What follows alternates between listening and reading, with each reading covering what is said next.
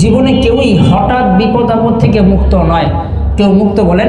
আমি আপনি জানি না কোন সময় আমার আপনার বিপদ আপদ হঠাৎ চলে আসবে। চলছেন চলছেন, হঠাৎ করে শুনছেন ঘরের মধ্যে একজন স্ট্রোক করে ফেলছে, হঠাৎ অসুস্থতা। চলছেন চলছেন ফিরছেন, হঠাৎ করে শুনেছেন কোন এক জায়গায় আপনার অফিসের মধ্যে আগুন লেগে গিয়েছে, অথবা চুরি হয়ে গিয়েছে, ডাকাতি হয়ে গিয়েছে, অথবা আপনার গাড়ি অ্যাক্সিডেন্ট করে ফেলছে, অথবা আপনার কারখানার মধ্যে হঠাৎ আগুন লেগে গেছে। তাহলে জীবনে চলাফেরার পথে এই ধরনের হঠাৎ বিপদ আপদ আমার আপনার সম্মুখীন হয় না? হয় না? হয়। কি করবেন তখন? এই বিপদ থেকে ইনস্টেট কি রক্ষা করার কোনো রাস্তা আছে? বলেন। দুইটা বিষয়।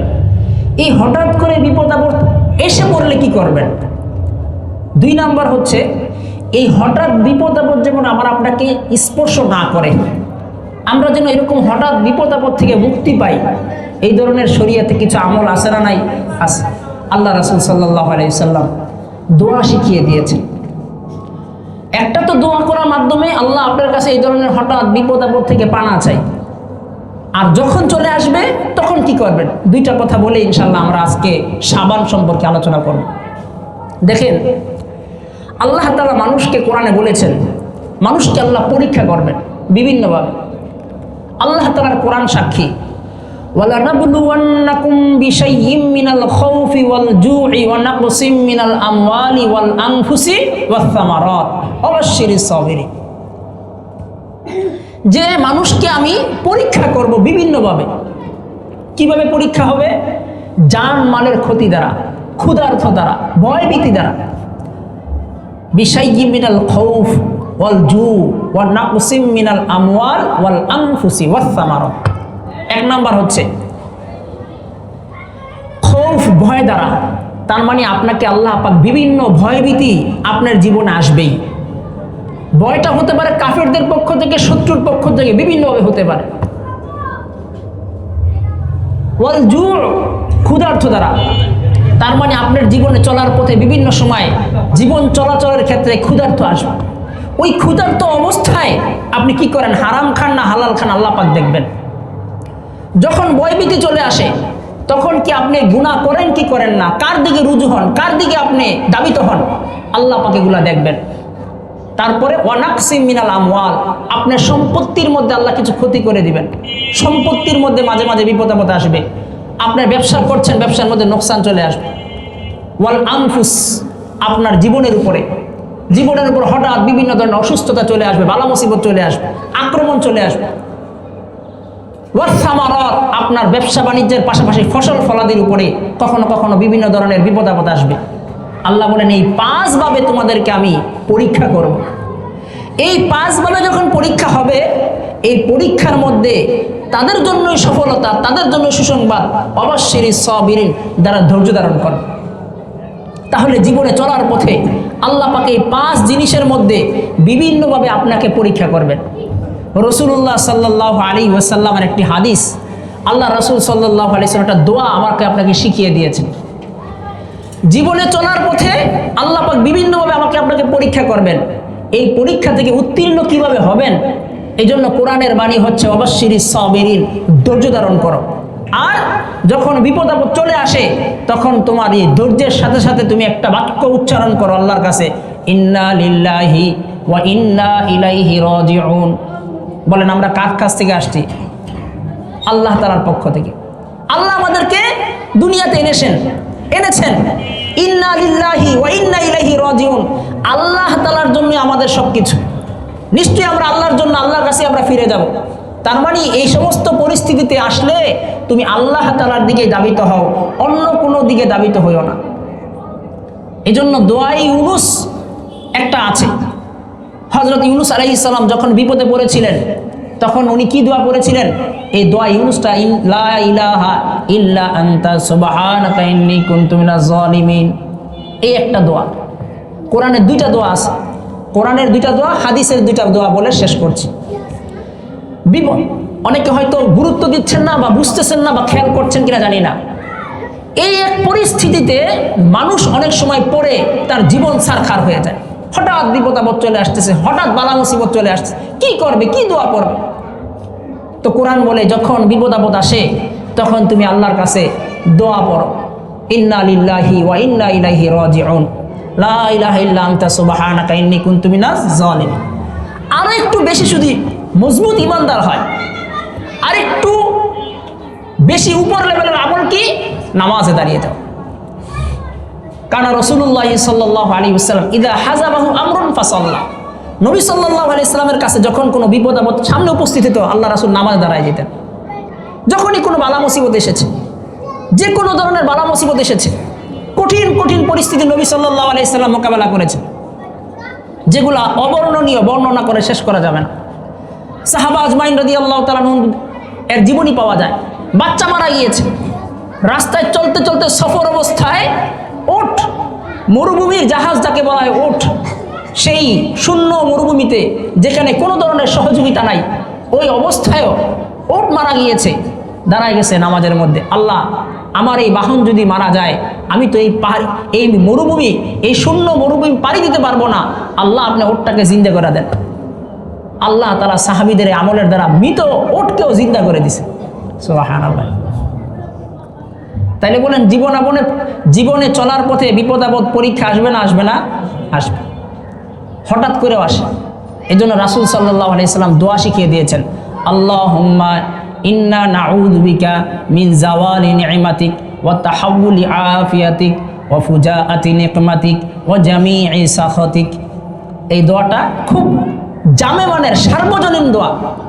হে আল্লাহ, আল্লাহুম্মা ইন্নী আউযু বিকা, সবার জন্য বললেন আউযু বিকা। আল্লাহুম্মা ইন্নী, হে আল্লাহ নিশ্চয়ই আমি, ইন্নী আউযু বিকা, হে আল্লাহ আমি আপনার কাছে পানা চাচ্ছি। কি থেকে? চারটা জিনিস থেকে। জাওয়ালে নি'মাতিক, আল্লাহ আমাকে আপনি যত নিয়ামত দিয়েছেন, এই নিয়ামত যেন চলে না যায়।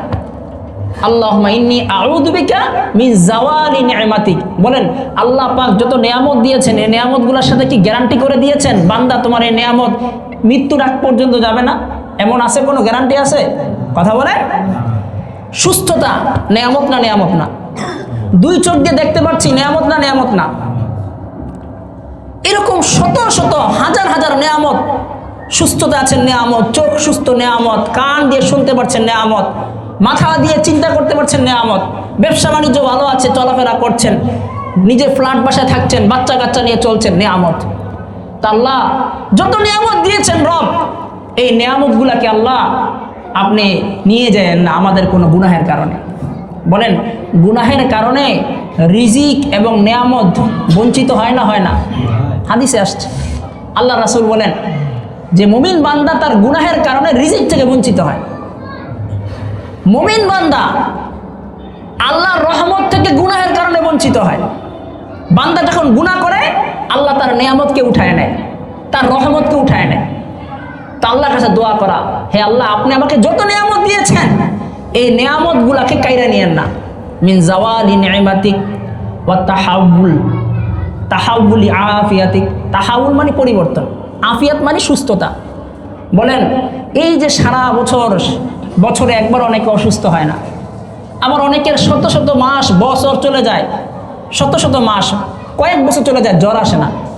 এমন আছে না? নাই।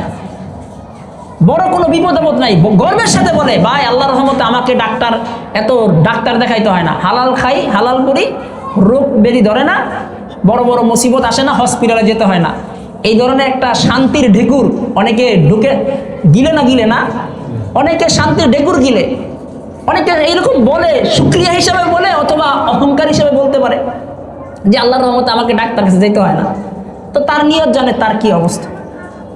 এই যে আপনি সুস্থতা আছেন, পরিবর্তন হচ্ছে না, এই যে সর্বদা সুস্থ থাকা, এটাকে আপনার হাতে না আল্লাহর হাতে? সবাই কথা বলেন, কার হাতে? তা আপনি কি মনে করেন এটা কি অটোমেটিক হচ্ছে? এটার জন্য দোয়া করতে হবে না? না না, দোয়া করতে হবে। আল্লাহুম্মা ইন্নী আসআলুকা ইলমান নাফিআ ওয়া রিজকান ওয়াসিআ ওয়া শিফাআম মিন কুল্লি দাইন। হে আল্লাহ আপনার কাছে আমি রিজিক চাই, হালাল রিজিক। আল্লাহুম্মা ইন্নী আউযু বিকা, আল্লাহুম্মা ইন্নী আসআলুকা ইলমান নাফিআ, আল্লাহ আপনার কাছে আমি উপকারী ইলম চাই। ওয়া রিজকান ওয়াসিআ, আর প্রশস্ত রিজিক চাই। ওয়া শিফাআম মিন কুল্লি দাইন, আর আপনার কাছে সকল রোগ থেকে সুস্থতা চাই। আল্লাহর নবী দোয়া আছে। আচ্ছা বলেন নবী সাল্লাল্লাহু আলাইহি সাল্লামের দোয়া কবুল না? কবুল না? আল্লাহর নবীর দোয়া কবুল। আবার নবী হচ্ছে আল্লাহর ব্যবস্থাপনায়, তারপরেও উনি দোয়া করছে না করে নাই? তো যে নবী যার জন্য আল্লাহ তাআলা আসমান জমিনের সকল বারাকাতকে খুলে দিয়েছেন, যিনি আল্লাহর পক্ষে আল্লাহর পরে তার মর্যাদা, তিনিও এই দোয়াগুলো করছেন, তাহলে আমার আপনার দোয়াগুলো করা দরকার আছে না নাই? আছে। প্রয়োজন আছে? অবশ্যই আছে। তো রাসূল সাল্লাল্লাহু আলাইহি সাল্লাম এই সুস্থতার জন্য দোয়া চেয়েছেন। তাহলে একটা বললাম, আল্লাহ আপনার কাছে সকল ধরনের নিয়ামত যেন না চলে যায়, নিয়ামতটা সবসময় বাকি থাকে, এই জন্য দোয়া চাইতেছি, আমার নিয়ামতকে কেড়ে নিয়েন না। 2 নাম্বার, আল্লাহ আমার আফিয়াত সুস্থতাকে পরিবর্তন করে নিয়েন না। ও ফুজা আতি নেকমাতিক, এই যে এটা আমার পয়েন্ট, ফুজা আতি নেকমাতিক। ফুজাত মানে হঠাৎ, নেকমাত মানে বিপদ। হঠাৎ বিপদ থেকে পানা চাইতেছে, হঠাৎ। ও জামিই সাখতিক, আর আপনি কোনো ধরনের নারাজি যেন না থাকে, আপনার সকল নারাজি গুসা থেকে আমাকে পানা দেন। এই যে 3 নাম্বারটা, ফুজাতে নেকমাত, ফুজাতি নেকমাতিক, আল্লাহ হঠাৎ বিপদ থেকে পানা চাই, এই দোয়াটা নবী সাল্লাল্লাহু আলাইহি সাল্লাম করেছেন। নবী জিনাকে আল্লাহ তাআলা আশরাফুল মাখলুকাত বানিয়েছেন, যার সাথে ওয়াদা রয়েছে, তিনিও তার জীবনে হঠাৎ বিপদ থেকে মুক্ত ছিলেন না। বলেন, নবীকে যে জাদু করা হয়েছিল, শুনছেন না শোনেন নাই? আচ্ছা, এটা কি কয়ে বয়ে এসেছে, বলে কয়ে এসেছে? আল্লাহ নবী কি যদি আগে জানতেন আমাকে লাবিব ইবনে আসম এই ইহুদি আমাকে জাদু করবে, তা আল্লাহর নবী কি করতেন? আগের থেকে সতর্ক থাকতেন না থাকতেন না? হঠাৎ নবী সাল্লাল্লাহু আলাইহি সাল্লাম শরীরের মধ্যে মাথা ঘুরায়, শরীরের মধ্যে ভারবার, কোনো কিছু ভাল লাগে না। হাদিসে আসছে রাসূল সাল্লাল্লাহু আলাইহি সাল্লাম 1 মাস যাবত নিজের শারীরিক অবস্থার উপর কন্ট্রোল ছিল না। ওহী যেহেতু আল্লাহর পক্ষ থেকে, আল্লাহ ওহীকে হেফাজত করেছেন। ওহীর কোরআনের বাণী কার পক্ষ থেকে? এটা কে হেফাজত করবেন? তো ওহী যেটা পরবর্তীতে উম্মতের জন্য শরীয়ত, ওইটার মধ্যে যেন কোনো কলমবন্দি, কোনো ধরনের কুলসতা না আসে, মানুষ যেন এটার উপর কোনো অপবাদ দিতে না পারে, আল্লাহ ওহীকে নিজের বিশেষ ব্যবস্থাপনা হেফাজত করেছেন। কিন্তু নবী সাল্লাল্লাহু আলাইহি ইসলামের ব্যক্তি জীবনে প্রভাব পড়ে ফেলেছে। আল্লাহ রাসূল অনেক সময় নিজের উপর নিজের স্থিরতা থাকতে পারছে না, কন্ট্রোলিং ছিল না, কি করছেন না করছেন অনেক সময় পুরো এলোমেলো হয়ে গিয়েছে। তাহলে আল্লাহ রসুলের জীবনেও বিপদ আপদ এসেছে। কিন্তু ওই যে বলছিলাম যে হঠাৎ বিপদ আপদের জন্য কয়েকটা আমল আছে, 2টা হাদিসের দোয়া। একটা দোয়া হচ্ছে এটা, আল্লাহুম্মা ইন্নী আউযু বিকা মিন জাওয়ালি নি'মাতিক ওয়া তাহাউলি আফিয়াতিক ওয়া তাহাউলি আফিয়াতিক ওয়া ফুজাতি নিকমাতিক ওয়া জামিই সাখতিক। এই 4টা শব্দের মূল একটা গুরুত্বপূর্ণ অংশ এখানে, আল্লাহ হঠাৎ বিপদ থেকে পানা চাইতেছে। আরেকটা দোয়া আছে, হঠাৎ করে যেরকম বিপদ আসে, হঠাৎ করে যদি বড় কোনো সুসংবাদ আসে, ভালো লাগবে না লাগবে না? কথা বলেন, গুরুত্বপূর্ণ কথা। আমলের কথা অল্প অল্প করে ঠান্ডা মাথায় মস্তিষ্কে বোঝা দরকার। আল্লাহ রাসূল দোয়া শিখাই দিয়েছেন, আল্লাহ যেরকম ভাবে হঠাৎ বিপদ থেকে পানা চাই, মাঝে মাঝে আল্লাহ আমাদেরকে হঠাৎ সুসংবাদ দিয়ে দিয়েন। সুবহানাল্লাহ, হঠাৎ কি দিয়ে দিয়েন? সুসংবাদ দিয়ে দিয়েন। আল্লাহ আল্লাহুম্মা ইন্নী আসআলুকা মিন ফাজইশ শাররি, আল্লাহ আপনার কাছে হঠাৎ বিপদ থেকে পানা চাই। ওয়া ইন্নী আসআলুকা মিন ফাজইল খাইর, আল্লাহুম্মা, আমার সাথে বলেন, আল্লাহুম্মা ইন্নী আউযু বিকা মিন ফাজইশ শাররি ওয়া আউযু বিকা মিন ফাজইল খাইরি। আল্লাহ আপনার কাছে হঠাৎ বিপদ থেকে পানা চাই, আবার মাঝে মাঝে একটু দয়া করে হঠাৎ হঠাৎ কল্যাণ দিয়ে দিয়েন। সুবহানাল্লাহ। এখন বলেন বসে আছেন, বাসায় গিয়ে শুনলেন আপনার ছেলেটা অনেক দিন ধরে চেষ্টা করতেছে বিদেশে যাওয়ার জন্য, অ্যাপয়েন্টমেন্ট লেটার আসতেছে না, ভিসা আসতেছে না। হঠাৎ করে বাসায় গিয়ে দেখলেন আপনার ছেলেটা জাপানের ভিসা পেয়ে গেছে, কেমন লাগবে? আরে কথা বলেন না। আপনি একটা চাকরির জন্য ইন্টারভিউ দিতেছেন, কোথাও থেকে কোনো খবর আসে না, হঠাৎ করে শুনলেন আপনার 30,000 টাকা চাকরির ব্যবস্থা হয়ে গেছে, কি বলবেন? সুবহানাল্লাহ, আল্লাহু আকবার বলবেন।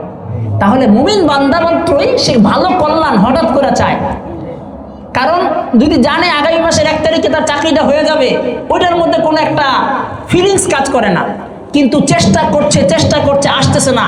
এই যে মাদ্রাসার জন্য জায়গা আজকে প্রায় 10 বছর ধরে কান্নাকাটি করতেছে। কয় বছর? 2015 সালের 1 জানুয়ারি এখানে ঢুকেছি। 15 না 16? 16 প্রথম জানুয়ারি এখানে ঢুকেছি, আজকে 26 চলে। আজও দেখবেন দোয়ার মধ্যে একটা দোয়া করে আল্লাহ জায়গা ব্যবস্থা করেন। 10 বছর শেষ, কয় বছর? তো তো 10 বছর এখনো মাদ্রাসার জায়গার প্রয়োজন, এটার জন্য কান্নাকাটি এখনো থামাই নাই। বাইতুল্লাহ শরীফে গেলেও থামাই না, মদিনা মুনাওয়ারা গেলেও থামে না। যেই জায়গায় যাই ছাত্রদের সাথে যত দোয়া করি, এমন কোনো দোয়ার আমার মজলিস নাই যেখানে মাদ্রাসা জায়গার জন্য দোয়া করি না। পাইছি, এখনো পাইছি, কিন্তু আশা আছে আল্লাহ পাক ব্যবস্থা করবেন না করবেন না? করবেন। কখন করবেন মাওলা জানি না, কিন্তু যখন করবেন তখন সকলের অন্তর শীতল হবে না হবে না? চোখের পানি গড়গড়ায় পড়বে না পড়বে না? বান্দার এটাই শান্তি। বান্দা তখন আল্লাহর কাছে আরো বেশি মনোনিবেশ করে, আয় আল্লাহ, কাঁদতে কাঁদতে চোখের পানি শেষ করে ফেলেছি, ও রব, যখন আপনার পক্ষ থেকে ফয়সালা হবে, যখন দিবেন, তখন বান্দা অনবরতভাবে নিজের অজান্তেই সেজদায় অবনত হয়ে যাবে। সুবহানাল্লাহ। এটাই বান্দার সাথে আল্লাহর একটা বড় মানে সম্পর্ক, গভীর সম্পর্ক, যেটাকে আশেক মাসুক বলে। আল্লাহর সাথে ভালোবাসা, প্রেমের সম্পর্ক চাইতে চাইতে আসতেছে না, কিন্তু বান্দা থামাচ্ছে না। এক পর্যায়ে যখন কাঁদতে কাঁদতে বান্দার কান্দার স্তর পুরা হয়ে যায়, চাওয়ার স্তর পুরা হয়ে যায়, তখন রব কুদরতিভাবে দিয়া দেয়। সুবহানাল্লাহ। তো বলছিলাম এই কয়েকটা দোয়া খুব বেশি পরিমাণ করবেন। 1 নাম্বার বলছিলাম যে হঠাৎ বিপদ আপদ চলে আসে, জানা নাই। 2 নাম্বার, বিপদ আপদ জীবনে আসবেই। এই বিপদ আপদ থেকে রক্ষা হওয়ার জন্য আল্লাহ রাসূল আগে থেকে কিছু দোয়া শিখাই দিয়েছেন। 2টা দোয়ার কথা বলেছিলাম। 1 নাম্বার, আল্লাহুম্মা ইন্নী আউযু বিকা মিন জাওয়ালি নি'মাতিক ওয়া তাহাউলি আফিয়াতিক ওয়া ফুজাআতি নিকমাতিক ওয়া জামিই সাখাতিক। 2 নাম্বার, আল্লাহুম্মা ইন্নী আউযু বিকা মিন ফাজইল শাররি ওয়া আসআলুকা মিন ফাজইল খাইরি। আল্লাহুম্মা ইন্নী আউযু বিকা মিন ফাজইশ শাররি ওয়া আসআলুকা মিন ফাজইল খাইরি। আল্লাহ হঠাৎ বিপদ থেকে বাঁচায় দেন, হঠাৎ কল্যাণ দান করেন।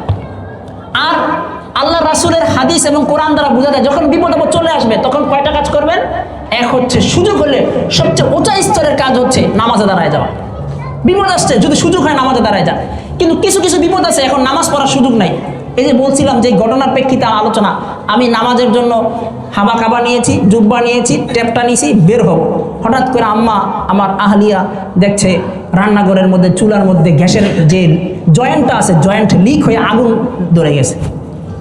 এই মাত্র নামবো, হঠাৎ করে যখন দেখলাম গ্যাসের চুলা এবং পাইপের সাথে আগুন লিক হয়ে আগুন আস্তে আস্তে বড় হয়ে যাচ্ছে, আমি ঘাবড়াই গেলাম, কি করব। আম্মা উঠলেন, একটা ভিজা কাপড় দিয়ে বারবার চেষ্টা করলেন এটাকে বন্ধ করার, কিন্তু গ্যাস তো আর আগুন দিয়ে হঠাৎ করে বন্ধ হবে না। নিচের থেকে যে পাইপ লাইন আছে, জয়েন্ট বন্ধ করে দিতে হবে। পরে ছোট ভাইকে পাঠাইলাম, সে গিয়ে বন্ধ করলো। এরপরে গিয়ে কোনো রকমভাবে পানি টানি দিয়ে ভিজা কাপড় দিয়ে এটা বন্ধ করেছি। আল্লাহ না করুক, আল্লাহ না করুক, অনেক সময় ছোট্ট জিনিস থেকে বড় কিছু হয় না? আরে কথা বলে, কল্পনার বাইরে ছোট্ট আগুন থেকে পুরো একটা বিল্ডিং পর্যন্ত নষ্ট হয়ে যায়, বিল্ডিং এর প্রত্যেক তলায় তলায় আগুন জ্বলে যায়। কি করবেন এই বিপদ থেকে? আপনি কি বলে কয়ে আসতেছেন হঠাৎ করে? কি আমল? ওই যে অবস্থায় ইন্না লিল্লাহি ওয়া ইন্না ইলাইহি রাজিউন পড়বেন, লা ইলাহা ইল্লা আনতা সুবহানাকা ইন্নী কুনতু মিনাজ জালিমিন পড়বেন, আল্লাহু আকবার। কোথাও কোথাও আসছে আগুন ধরলে কি করেন? তাকবীর দেন। আগুন ধরলে কি করবেন? আল্লাহু আকবার, আল্লাহু আকবার। ওলামায়ে কেরাম বলেছেন আগুন ধরলে যদি তাকবীর বলা হয়, আবার কেউ বলেছেন আজান দিতে, যদি আগুন ধরে আজান দিবেন অথবা আল্লাহু আকবার তাকবীর দিবেন। কেন?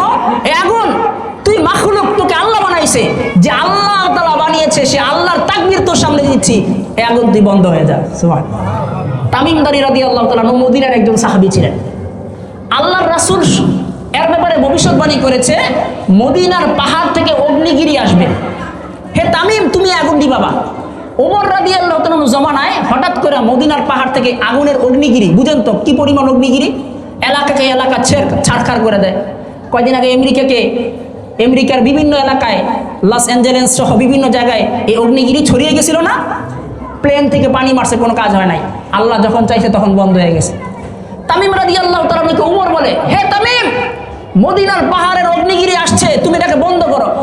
তামিম দারী রাদিয়াল্লাহু তাআলা বলেন, ও আমিরুল মুমিনিন, আমার হাতে তো কোনো ক্ষমতা নাই, আমি কেমনে এই আগুনকে বন্ধ করব?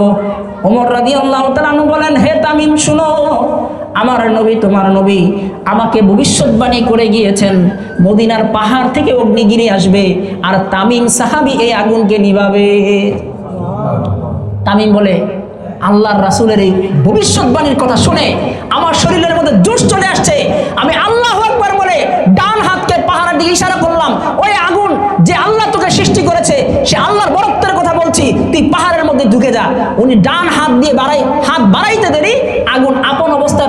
চলে গেছে। বলেন মালিক কে? আগুন নিবানোর মালিক কে? আল্লাহু আকবারের ধ্বনি, রবের ধ্বনি যদি আসে এই বাতিল পরাভূত হয়। আল্লাহ পাক যেন আমাদের সকল বিপদ থেকে হেফাজত ফরমান, সবাই বলেন আমিন। আসলে আমি নিজেও জানি না আজকে এই সংক্ষিপ্ত এই 10-15-20 মিনিটে আপনাদেরকে একটা ভিন্ন টপিকসে বলবো, কারণ আজকে আমি মূলত সামনে মঙ্গলবার রাত শবে বরাত নিয়ে মোতালা লেখাপড়া করে এসেছি। তারপরও হঠাৎ করে আমি নিজেও বুঝি না আসলে কি বলবো। পরিস্থিতি মানুষকে অনেক সময় অনেক কিছু শিখায়। কিছু আলোচনা আমলের করলাম, উপকার হয়েছে না হয় নাই? আমার উপকার হয়েছে, আপনাদের হয়েছে না হয়েছে জানি না, আমার উপকার হয়েছে। এই আমলগুলা করবেন, হঠাৎ করে বিপদ আপদ থেকে কেউ রক্ষা পাবেন না। রসুলের 2টা দোয়া করবেন, আর বিপদ আপদ চলে আসলে 1 নাম্বার ইন্না লিল্লাহ পড়বেন, দোয়া ইউনুস পড়বেন, আল্লাহু আকবার বলবেন, ধৈর্য ধারণ করবেন, নামাজ পড়বেন।